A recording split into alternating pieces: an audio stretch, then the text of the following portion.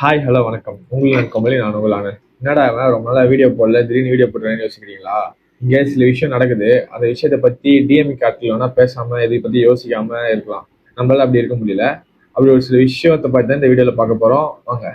இப்போ ரீசெண்டா மொழிப்பெயர் தாங்கிகளுக்கு நினைவஞ்சலி கூட்டம் போட்டாங்க. அந்த கூட்டத்துல நம்ம நட்சத்திர பேச்சாளர் திரு சிவாஜி கிருஷ்ணமூர்த்தி அவர்கள் கண்ணாபின்னு பேசி வச்சிருக்காரு. அதை பேசுறது நம்மளால அதை உங்களுக்கு கன்வே கூட பண்ண முடியல. இந்த வீடியோ போறேன், வீடியோல பார்த்துட்டு வாங்க. எங்க வீட்டுக்கார விட விஜய் தான் எனக்கு பிடிக்கும். பையனூர் பங்களாக்கு போ, பெரிய வீடு தான், நிறைய ரூம் இருக்கு, படுத்துக்க. நாங்களா வேணாம். இப்போ இந்த வீடியோல பார்த்துருப்பீங்க, மொழிப்பெயர் தாய்களுக்கு நினைவஞ்சலி செலுத்தும் கூட்டம் ஒன்று கூட்டினாங்க டிஎம்கே சார்பா.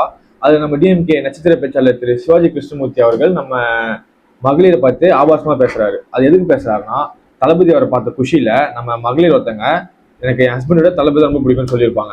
அதுக்கு இவ்வளவு ஆபாசமா பன்னீர் பங்களால ரூம்லாம் காலியா இருக்கு, அங்க போ, அதை பண்ணி இதை பண்ணி பேசுறாரு. இப்ப நான் ஒரு டிவிக்கு சப்போர்ட்டரா இல்லாம ஒரு காமன் பொதுமக்கள் ஒருத்தனா கேட்கறேன், இந்த ஒரு விஷயத்துக்கு இவ்வளவு ஆபாசமா பேசணும்னு ஏதாச்சும் இருக்கா?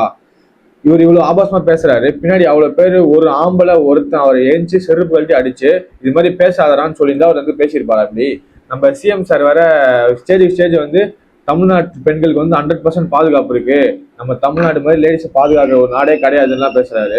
அவர் இது பத்தி ஒரு வார்த்தை வாய் திறக்கல. நம்ம சின்ன ஒரு உதயநிதி ஸ்டாலின் அவர்கள் அவர் கூப்பிட்டு அவார்ட்லாம் கொடுக்குறாங்க. கனிமொழி மேடம் வாயை திறக்காம அமைதியாவே இருக்காங்க. நம்ம இவங்க பேச்சு ஒன்றும் புதுசு கிடையாது, இவங்க பண்ற செயல் ஒன்றும் புதுசு கிடையாது. நம்ம தான் சிந்திச்சு ஓட்டு போடணும். பார்த்து ஓட்டு போடுங்க.